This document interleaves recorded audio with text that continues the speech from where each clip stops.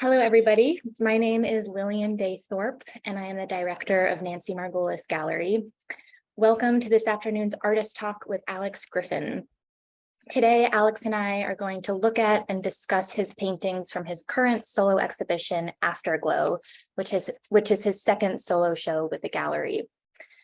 Before we jump in, I just want to share a brief background about the artist. Alex Griffin lives and works in East Falls, Pennsylvania. In 2008, he received his BFA from Virginia Commonwealth University, where he studied painting and printmaking.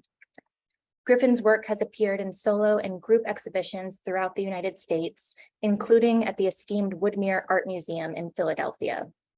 His paintings have been reviewed in the Brooklyn Rail, and later this month, he will be interviewed by Yale University Radio, which we're super excited about. After Alex and I are finished talking, there will be an opportunity to ask questions or make comments. Feel free at any time to type a question into the chat box and I can read it aloud at the end, or you can click on the raise hand icon and I will call on you during the Q&A period. Now, without further ado, I will share my screen. I thought we could begin by talking about the settings in which your compositions take place. Your last show with Nancy Margolis Gallery focused on your immediate surroundings, which was Philadelphia. In those works, you captured the architecture and row homes that were prevalent throughout the city. In the paintings in Afterglow, the environments feel somewhat otherworldly, as though they're not grounded in a specific geographic location. Is that accurate? And could you talk more about where these take place? Sure. Yeah, for a long time, I was trying to capture Philadelphia, or just essentially this region. When I moved here, the row homes are so prevalent. They're kind of overwhelming and they're really just the history. I loved painting them and they're very dynamic to me. But I wouldn't say I grew tired, but on some level, I really wanted to try something consciously different. And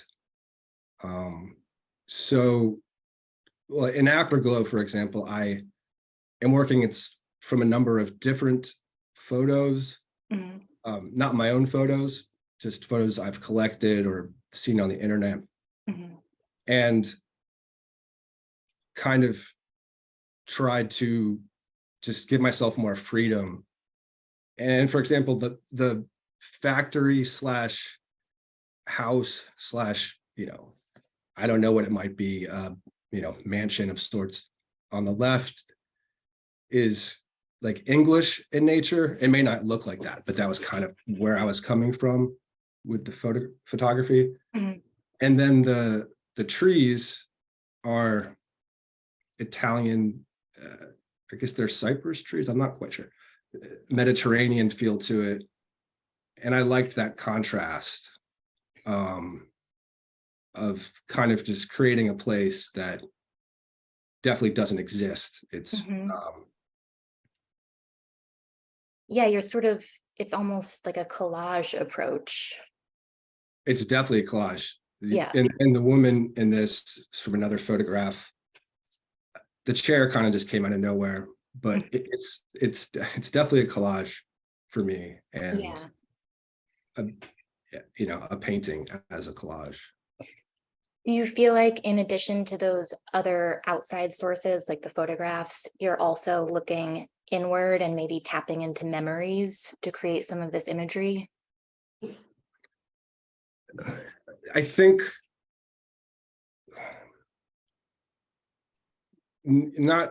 maybe not consciously, but right. I did, as I mentioned, most of these works I started at night, or late afternoon, early evening, I would say. I just didn't have the energy for whatever reason to paint any earlier than that. So I think when you're painting at night, it could evoke memory or, a certain nostalgia, maybe just Yeah, a dreamlike quality. And that is just because, I mean, the sky has a big part to do right, with that as well. Even though I'm not painting from life, it kind right. of seeps into the studio. Yeah, that's interesting how the time of day in which you paint sort of informs the mood of the work, because these do feel very like they take place at twilight or dusk. And you mentioned in your artist statement that you like to evoke a sense of living in between worlds. And I feel like you definitely capture that sense of being neither here nor there in your works, which is really engaging. And I think that one of the ways in which you create that sense of living in between worlds is through your atmospheres and the textures that you create. It looks like there's a lot of physicality in how you move the paint around. Areas look like they are etched or scraped into. There are translucent areas of paint with more opaque areas. And could you just talk a little bit about your process and the tools that you use and how you create these atmospheres in your paintings? Yeah. Yeah. And this little painting is a good example. It's 12 by 12, but it was a number of paintings before it ended up this painting. I can't recall the, you know, it's not like I painted continuously, but it started out as a, you know, maybe something similar to this, and then I painted over it, and then I just feel like I like a certain weight to my paintings. And for me, like, artists can convey that in any way that works for them. But for me, the kind of, I need to put layers upon layers, like a sense of history, I suppose. And the actual tools I'm using to do that is like a heavy application of wax. And then with wax, you can build up a real thickness, and but then you can thin it out and you can scrape into it. And my studio is pretty messy, so I'll just grab like whatever's around me at the time. I usually use like old pens, but the ink is obviously like not working anymore. Like these little fox creatures here, Right. it was probably an old pen. And there's some scratchy stuff in the back. And the two houses in the front, which are also English, British in nature. You see a lot of British homes with tiny windows. I used tape to make some clean edges. And then the house in the back, it's oil pastel and kind of fades. So for me, that's a sense of depth and kind of a flat painting, I suppose. Yeah, certainly. And it might be because of the wax and also just your physical process, but you create this haziness, almost like a fog in your paintings. And I think that helps, it gives the subjects the sense of maybe not being real tangible subjects, but maybe memories of a place, and just how memories can shift between being crystal clear or more faded. I think your use of different materials with the hard lines and the soft pastel lines give this sense of a blurred recollection, as well as existing in the spatial distance. Blurred recollection is that's a good phrase for sure, for just kind of my thought process in general, Right. I suppose. And as a painter, everything's kind of a blurred recollection at some level. You started to touch on depth and flatness in your paintings, and that's something I want to dive into a little bit more. I think that the act of building layers in your paintings is super important, both to your process and to the subject matter. And I'm always intrigued by how a single composition of yours has areas of extreme flatness and areas of extreme depth. I thought Nightingale is a great painting to look at while we talk about this, because on the surface, this perspectively feels very flat. It looks like all the action is taking place on the same plane. But then through your use of texture and sort of revealing underpaintings, like up here, we can see bits and fragments of earlier works coming through, which creates an interesting depth. So could you talk a little bit more about how you balance flatness and depth in a painting while you work? Is this conscious or just more subconscious? Most of the time it's not a conscious decision, creating depth at all. But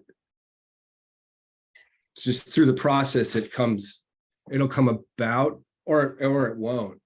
But in this painting, it's an interesting painting in a sense, because everything, all the green is from a painting that's probably 5 years old, that had just been in my studio. I liked the painting, but I guess I didn't like it enough. And one night I was working and I just took it out and put that color over it.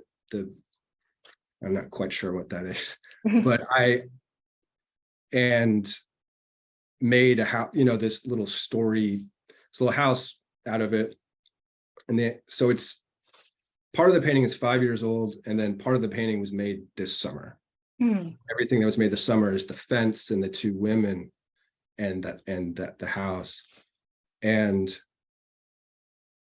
well, the fence is a good example. The fence is kind of like almost like a cheat code to create some sense of depth, something in the foreground. That was actually, just actually off the top of my head thinking about it, that's a good example of, oh, I want it to feel like you're going into the work. And I guess this was one of my first figures where the woman is not facing the viewer. So she's moving into something, and I guess to me that also created a sense of movement and I suppose depth, because there's somewhere she's going. Yeah, that's a really good point. I want to bring up a quote from Jennifer Rose Benoa Edgington, who I think just joined the talk, which is exciting.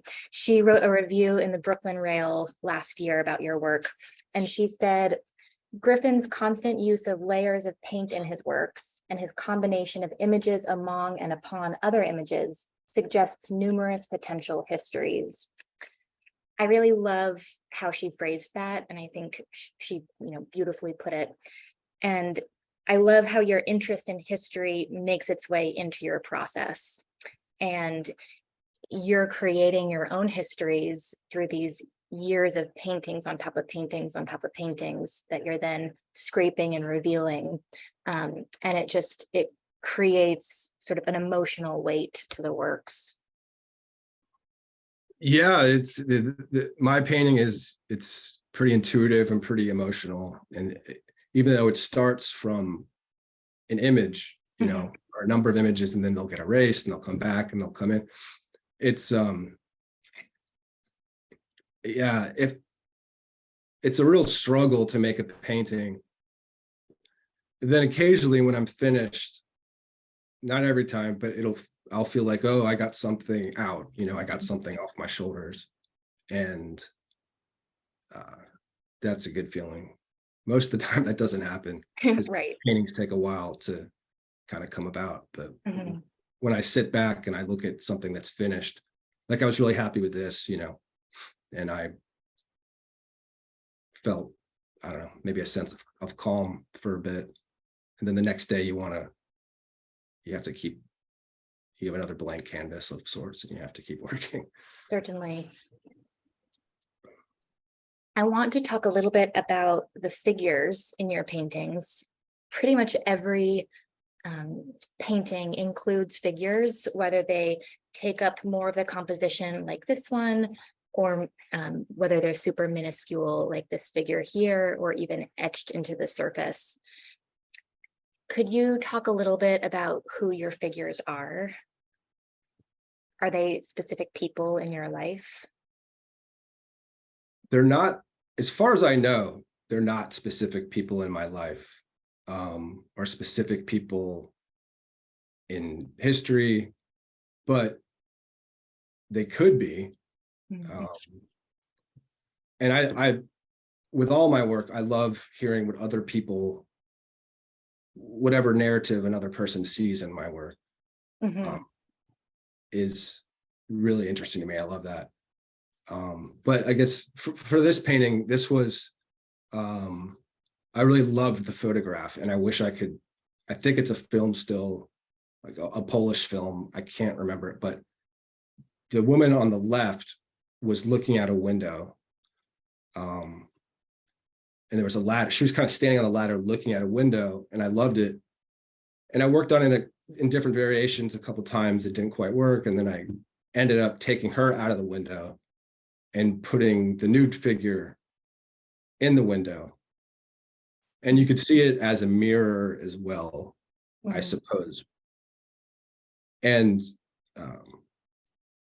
it's an interior painting, and I don't do many interior paintings, but I was, I was recently looking at this painting, and I also noticed that there's a tree, that pops up, and it's almost like I every painting I do has a tree in it. It can't, it's just like something that even I don't know it's there, and it pops up. And ladders started popping up too. And when we did a studio visit, I didn't really know that all my paintings had, a lot of my paintings had ladders. Right. And you brought it up to me. You were like, there's ladders in so many of your paintings. And I looked There's a around. ladder in almost all of your paintings, which I think is super interesting, especially the fact that you didn't necessarily plan that. Your work is so intuitive.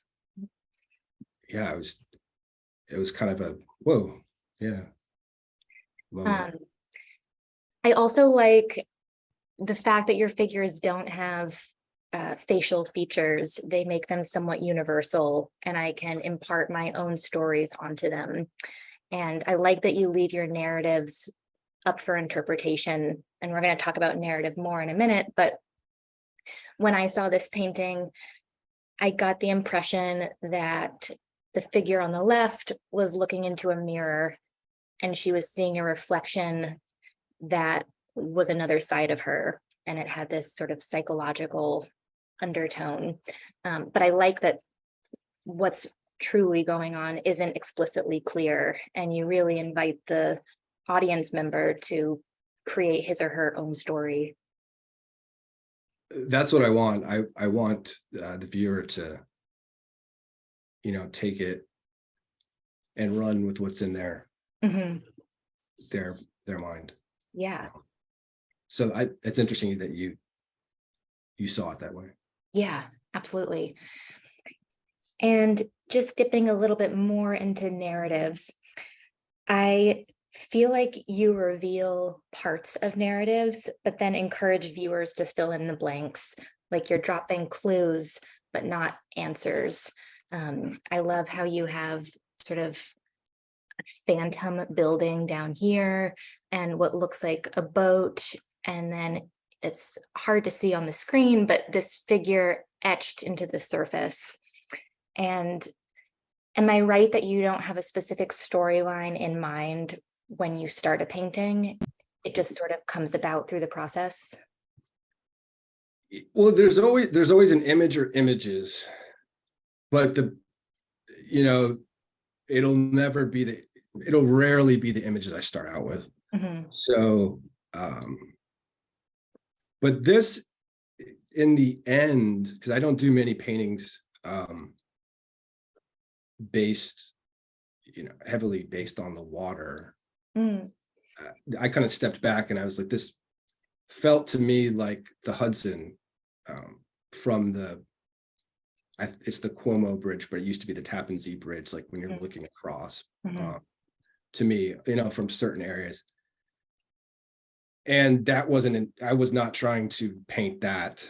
I took out that blue and put it across the painting, and then kind of stood back a bit, and then the woman appeared first, I believe. Mhm. And that these kind of women floating Mhm. started appearing in my last show we had. Yeah. And that was a conscious decision to get people off the ground, Mhm. and that's continued. And I'm still working with that. I mean, at first they were a little maybe angelic. Mhm. Now it's, to me, she's a person, Mhm. not an angel or anything. Right. Yes, sometimes I feel like your figures are maybe more symbolic than literal, but other times they can actually be, true figures existing in the landscapes. And even though they're not rendered with much detail, they always seem to be leaning forward as if they're propelling forward and sort of embarking on some journey. And you and I have talked about the word journey a lot, and just journeys in general. And I feel like there are many different journeys in your paintings. Um, the figures are on a physical journey, through the canvas, but then it also seems like, talking to you about your process, you as the artist go through a journey as you paint the works, and you're discovering the narratives as you go, which I think is really interesting. For certain. The one thing I am conscious of, journey wise, on some level, is movement. I do Mhm. like there to be a sense of, some sense of movement in a painting. Yeah, and Not I think, everything, but yeah. mhm, in your process, going back to your process, I think that also helps convey movement with the scrapes and the washes. It feels very fluid and in flux. Mhm. Influx is good. I like Yeah. that. Yeah. Um, oops. One new element I noticed in the paintings in Afterglow is you started to introduce this theme of stages and theater, which I didn't see in your earlier work. This painting, for instance, Agatha's Dream, at first it looks like any other of your landscapes, but then it seems to be revealed between two stage curtains. And we're going to be looking at 3 of your theater paintings. And I'm curious if you could just talk about what drew you to this theme and where did it stem from? Well, it's funny, I didn't know Robert would be here, but my painter friend Robert, Mm, at a studio visit, and he, um it's just these little things people will say, that stick with you. And he was like, well, maybe make a painting without a house, or a tree. And like, it stuck with me. But as you can see, there's a house here, obviously, and there's trees, but it kind of maybe bled into this idea of branching out from a traditional landscape in some sense. mhm, And the stage, it took me a while to get there. I made these stage paintings.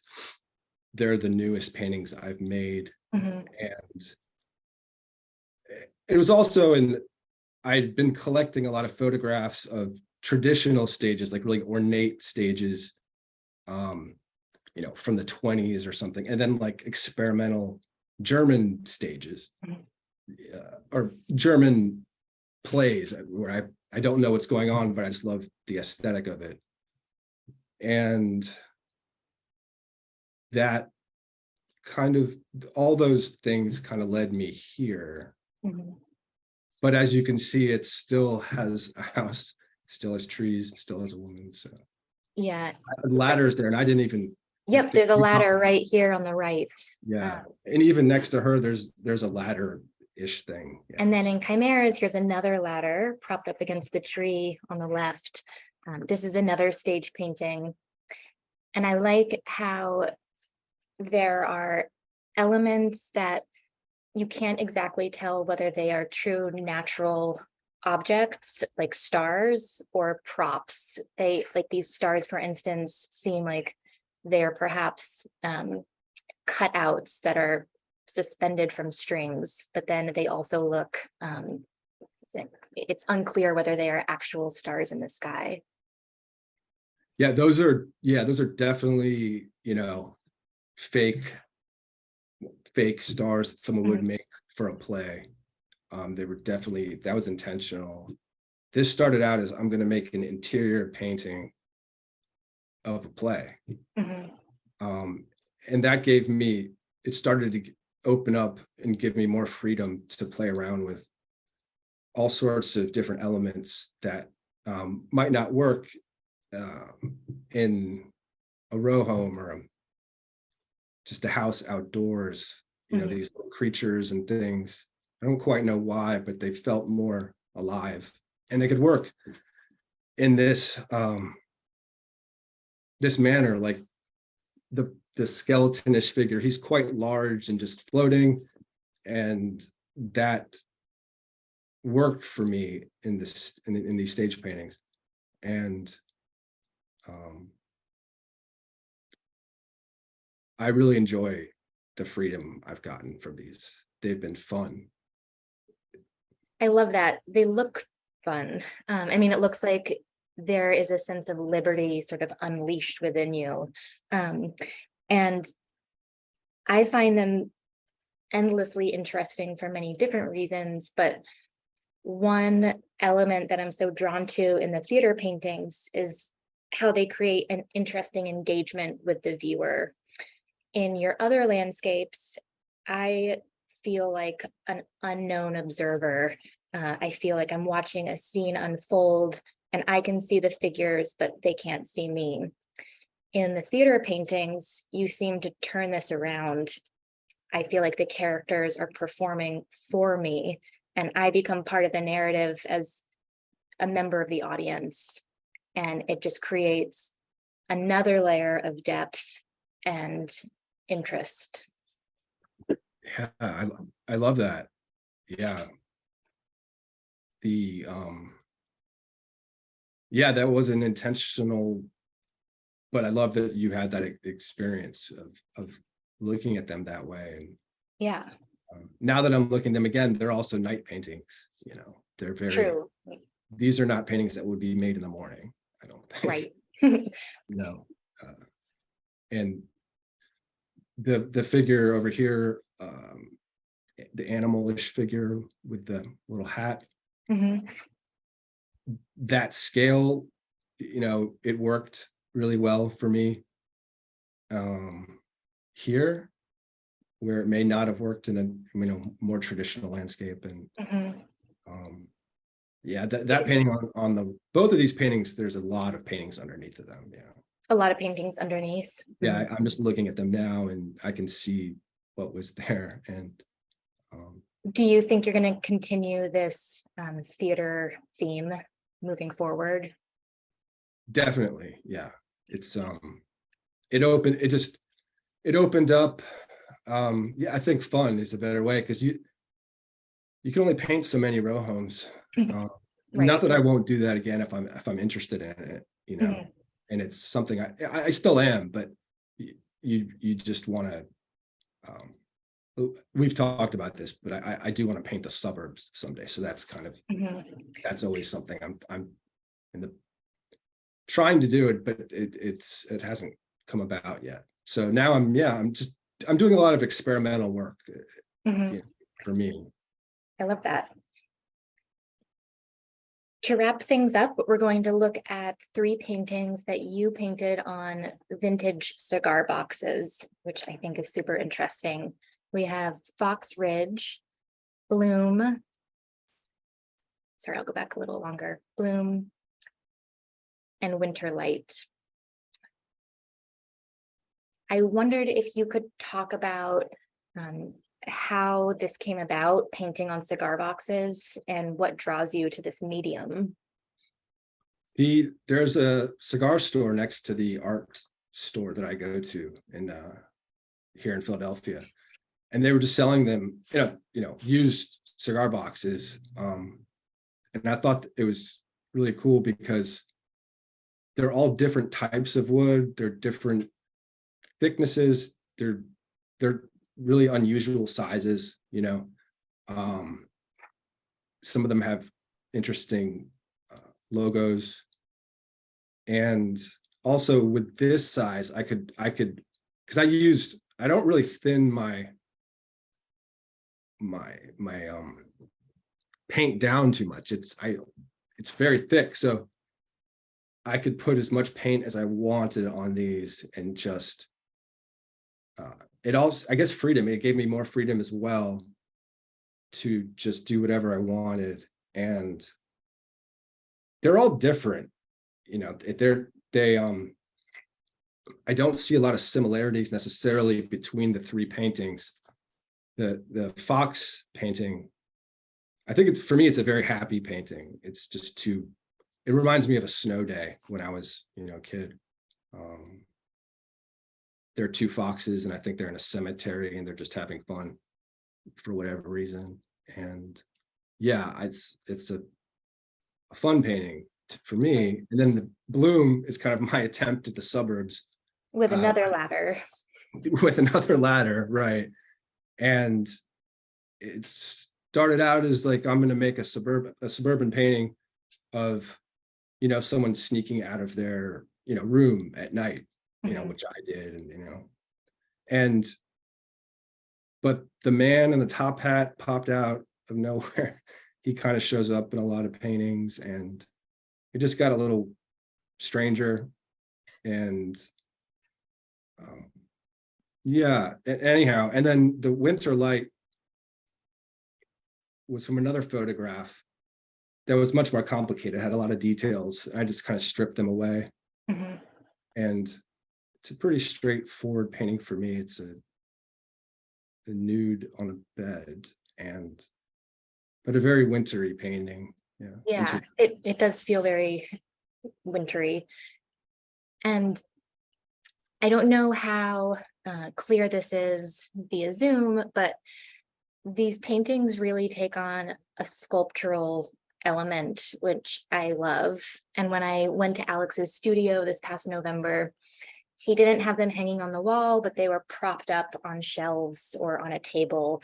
And I love that versatility that they take on. And I also get a sense of the intimacy of these because they are so small, and they almost encourage you to pick them up and turn them around and hold them in your hands.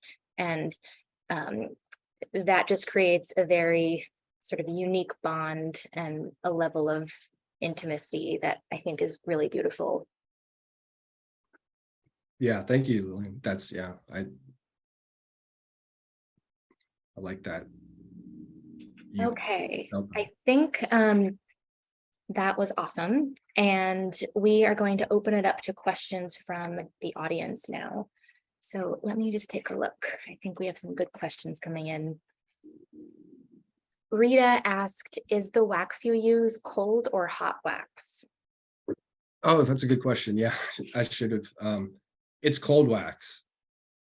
And there's different brands of wax, cold wax. Shoot, I should know. It's not Dorland's, it's another type. Anyway, it's very thick. And it's cold wax, yeah. And it makes, you can thin it out, but it really makes the work, for me, the way I use it, it clumps almost and dries, and it gives you texture. And I loved it. When I was just looking for materials and I picked it up. Maybe I saw somebody else using it. I can't remember why I started using it, but now it's like a very big part of my process in oil painting. Right. This is from Meryl, and it's more of a comment. She says, to me, the literal sense of depth you create with your process enhances the emotional depth of your paintings. I love that. And that's very much how I feel as well. I think that was a great way to put it. Thank you. Liffy asks, whose art or what artists have inspired you in the past? Wow. A lot. You know, I get most of my inspiration from other painters Mhm. in general. And from the like, I've been thinking a lot about De Chirico. Mhm. I don't know if that comes across in this work, but some of his early work I love. And Gertrude Abercrombie is another, I guess I know what you call her. She's a surrealist, but not necessarily a surrealist. Right. I see a similarity in their work where there's a sense of mystery. You're not quite sure what's happening. Yeah, and I love Gertrude Abercrombie as well, and she usually includes figures, and it looks like they are going through a somewhat otherworldly landscape as well. For sure. Yeah, I see a kind of a journey with her work, and I just really connected with it. I didn't know who she was until a couple years ago. Right. A couple people are asking similar questions, which is basically, how did you get to where you are today in terms of your painting? Did you have classical training in drawing or painting? Could you talk a little bit about more of your background and how that journey got you to where you are today? Sure. As a kid, I doodled, you know, but I wasn't like, I was doodling in class, but it wasn't something I was passionate about. But I was interested in music and film and art. So I went to art school, mainly because I just I couldn't think of doing anything else. So I went to art school. I went to Virginia Commonwealth University in Richmond, Virginia. It's a great place to be an artist. And yeah, the first year you're there, the only thing you're really allowed to do, at least when I went there, was, you draw from life a lot. Mhm.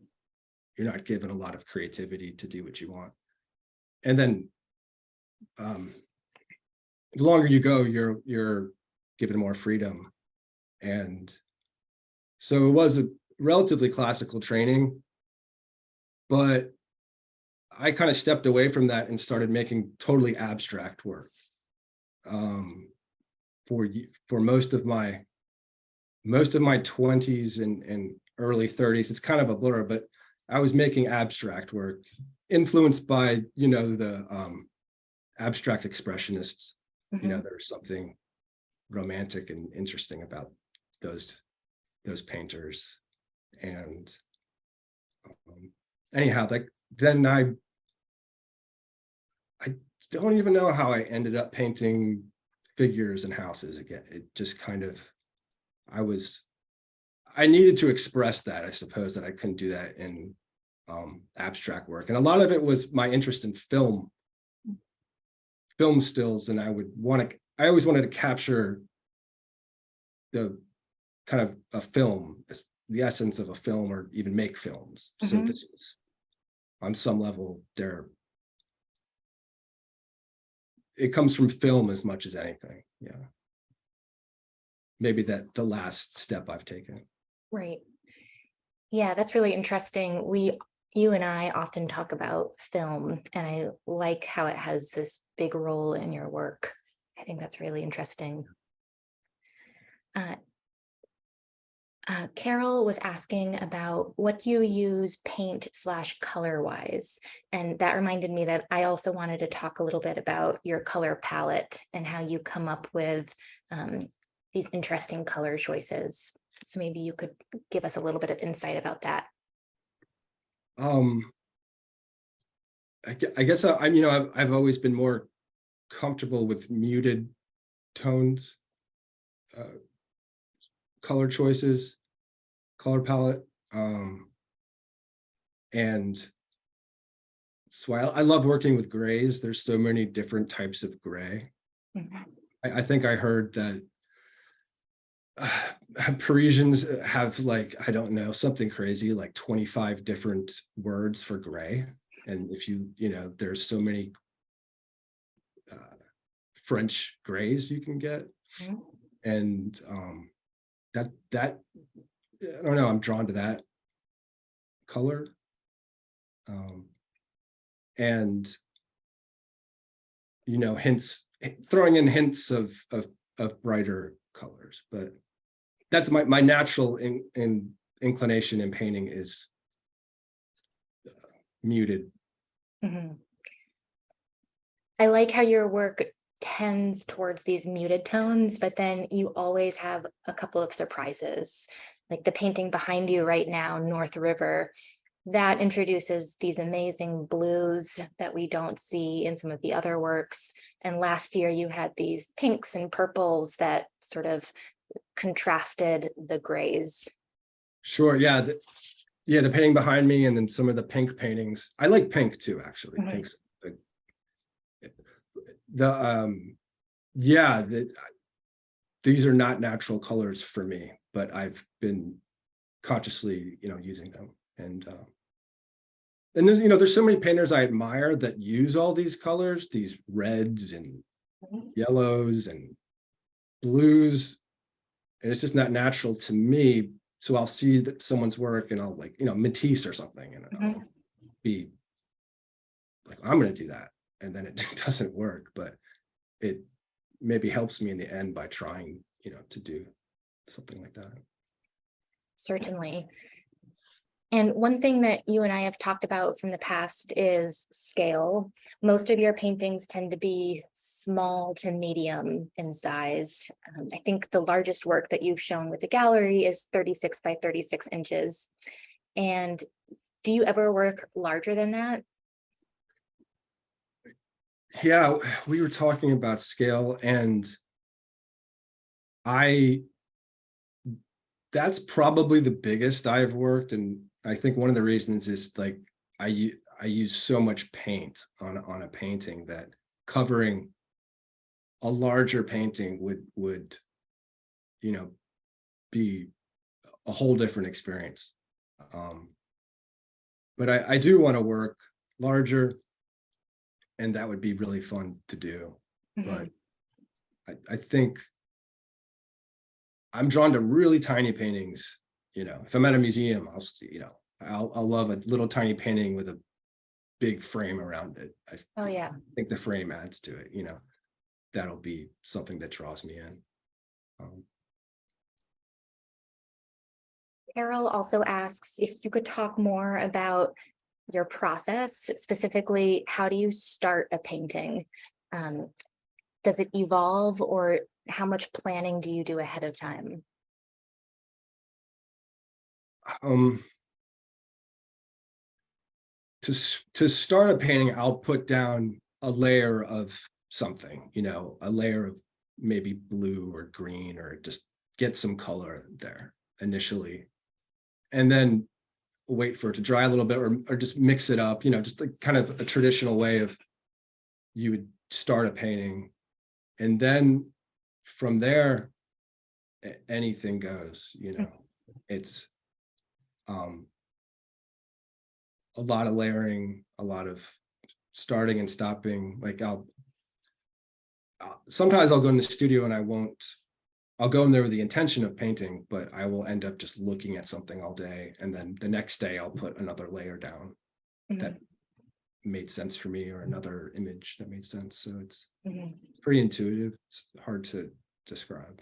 Right. Gail Spain asks, are there literary references that you work from?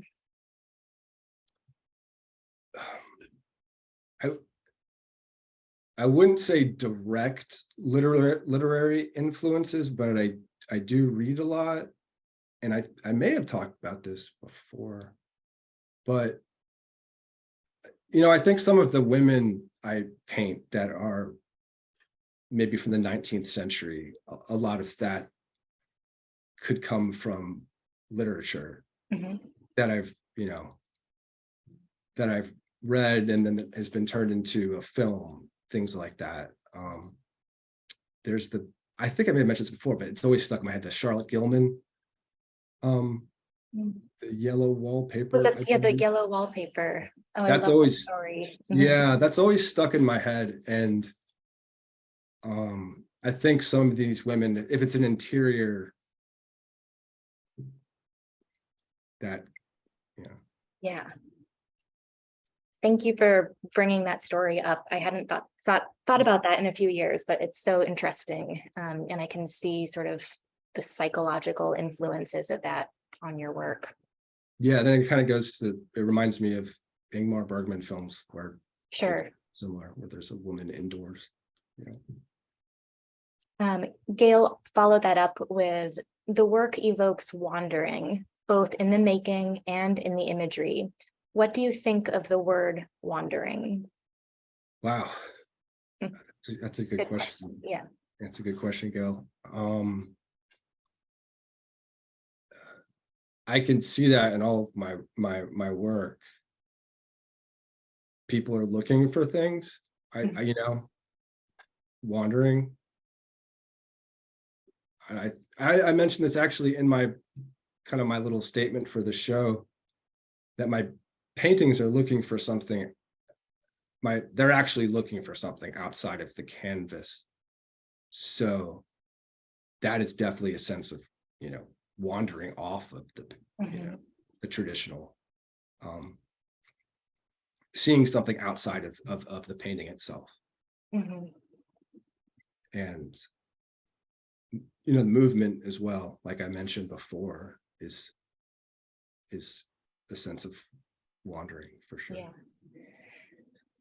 It's an interesting question, and it got me thinking, because you and I talk about journeys a lot. And I guess maybe the difference between journeying and wandering is on a journey, you have a destination, but when you're wandering, Yeah. it's a little bit more open-ended. And maybe wandering is a better sense or better word for your work than journeying. Wandering is a little more complicated, Right. I think. And it's another tough one to articulate, but it could be anything, wandering. Yeah. Absolutely. Before we wrap up, you mentioned your interest in sort of a new project, which is capturing the suburbs. And I'm just curious what's on your horizon in terms of new work. I know that you're going to continue dabbling in the theater paintings, but do you tend to work in projects, or just talk about what's coming up for you? Sure. I do work in series. I always work in a series. It's just a natural thing. I think if you're working in a certain type of way, the next painting or drawing is going to be similar. And I've been working on a lot of drawings lately, actually. Well, they're on paper. Works on paper is a better, because there's paint on them. And they're pretty abstract and strange and completely off of the ground. But I've always wanted to paint the suburbs, because I grew up in the suburbs, and it's an elusive thing for me. Mm-hmm. Occasionally a painter will capture the suburbs. I don't see it very often, very rarely actually, and it'll be pretty amazing when it's done correctly. But the kind of banal, just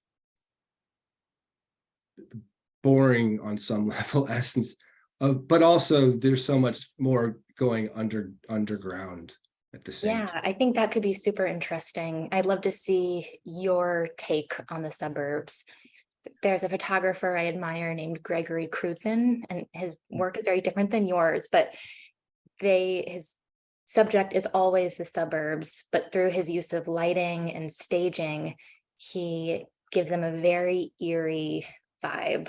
And I love looking at those. It just sort of taps into what's going on behind closed doors, maybe. Yeah, it's funny, but I haven't looked at his work in a long time, but I love his work, and it kind of reminds me of David Lynch's films too. Definitely. Something that's always underground Right. in the suburbs, to me. Yes, absolutely. Yeah. Well, thank you, Alex. This was awesome. And before we wrap up, just a reminder that we have a physical exhibition catalog for Alex's show. It's available through our website. And Afterglow will remain on view in our online viewing room through February 17th. And feel free to reach out with emails if you have any follow-up questions. And a full recording of this talk will be available next week on our website. So Alex, thank you so much. And thank you for all the questions. This was awesome. Thanks everyone for the questions. It's great.